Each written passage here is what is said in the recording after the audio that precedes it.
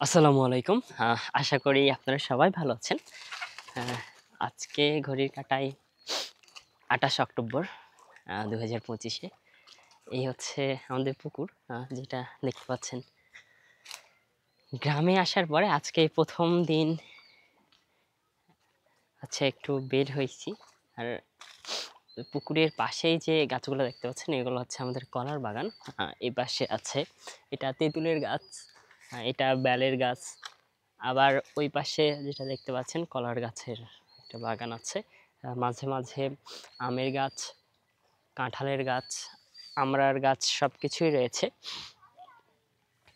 আর এই পাশে যদি দেখেন হাটের আমার বাঁ দিকে হচ্ছে আমড়ার গাছ আছে, ডান দিকে আহ, ৩টা সুপারির গাছ এবং একটা ডাবের গাছ আছে।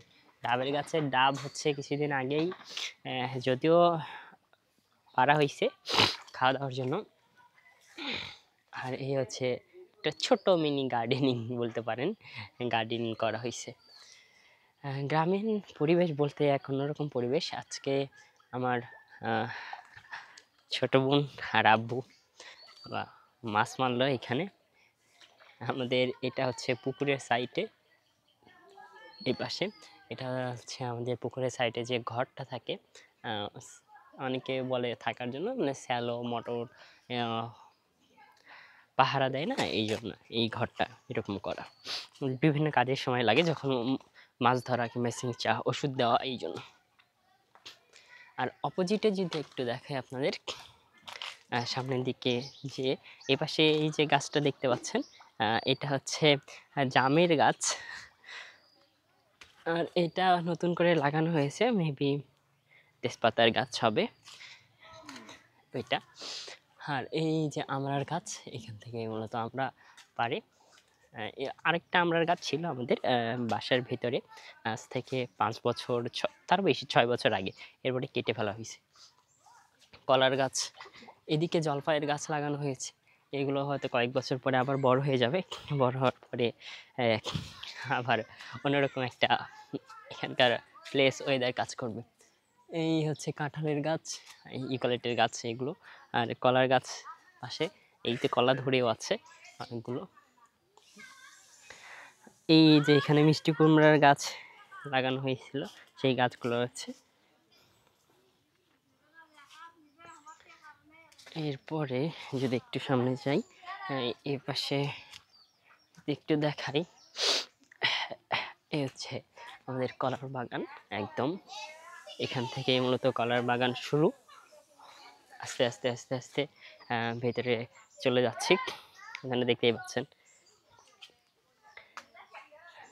অনেক বছর পর হয়তো বা এই কলার বাগান থাকবে না। যেমন আমি যখন ছিলাম তখন আমি এই সব গাছগুলো দেখে গেছি। এই গাছগুলো কাটা হয়েছে। আপনারা সবাই জানেন যে কলা একবার সে ফলন দেওয়ার পরে সেই গাছ থেকে আর কলা ধরে না, যে কারণে সেই গাছ কাটা হয়।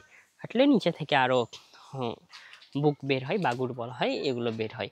যেমন এই এই বাগুরটা পুরো করা হয়েছে, কাটা হয়েছে। এখন আবার নিচে কুশি বের হয়েছে, ছোট ছোট করে গাছ আর বের হবে, পরে সেখান থেকে আবার কলা ধরবে। এই যে এই গাছ কয়েকদিন আগেই কাটলো, আমি যেদিন আসি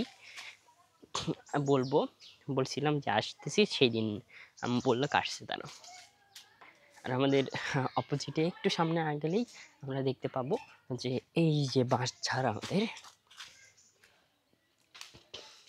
এই হচ্ছে বাঁশঝাড়। বাঁশঝাড় আছে এখানে। এই বাঁশঝাড়টা হচ্ছে আমাদের, এই হচ্ছে পুকুরের উত্তর দক্ষিণ সাইড, উত্তর সাইডের দিকে এই বাঁশঝাড়টা,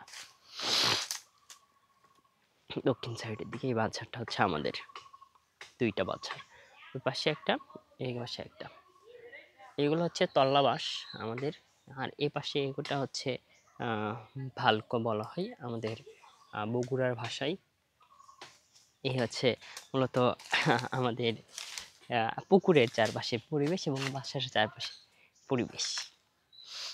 আর এপাশে এই যে বাড়িগুলো দেখতে পাচ্ছেন ছোট ছোট টিনের, এগুলো হচ্ছে এই পাশে মানুষদের বাসা।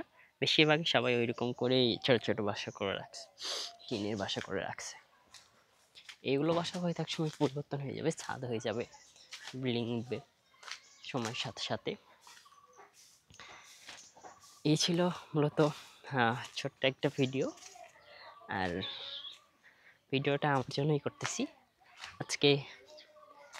ঘড়ির কাঁটায়, ক্যালেন্ডারের পাতায় সময় এখন 6টা বাজে ঘড়িতে। আর দিনের পাতায় যদি বলি, অক্টোবরের 28 তারিখ আজকে। 28 তারিখ 6টার সময়, হ্যাঁ, বিকাল বা সন্ধ্যা 6টা বলতে পারো। এই সময় ভিডিওটা করতেছি। আব্বু খাবার দিচ্ছে। এই হচ্ছে আমাদের পুকুর, প্রায় 44 শতকের একটা বিশাল পুকুর এটা আমাদের।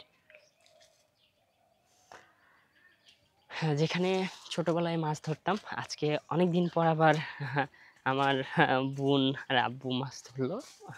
যদিও খুব সুন্দর মুহূর্ত তারা কাটাইতেছে এখন। আরও সুন্দর মুহূর্তগুলো মেমোরাইজ করে আমরা কাটানোর চেষ্টা করব। সবাই ভালো থাকবেন, সুস্থ থাকবেন, আমাদের জন্য দোয়া করবেন। আসসালামু আলাইকুম।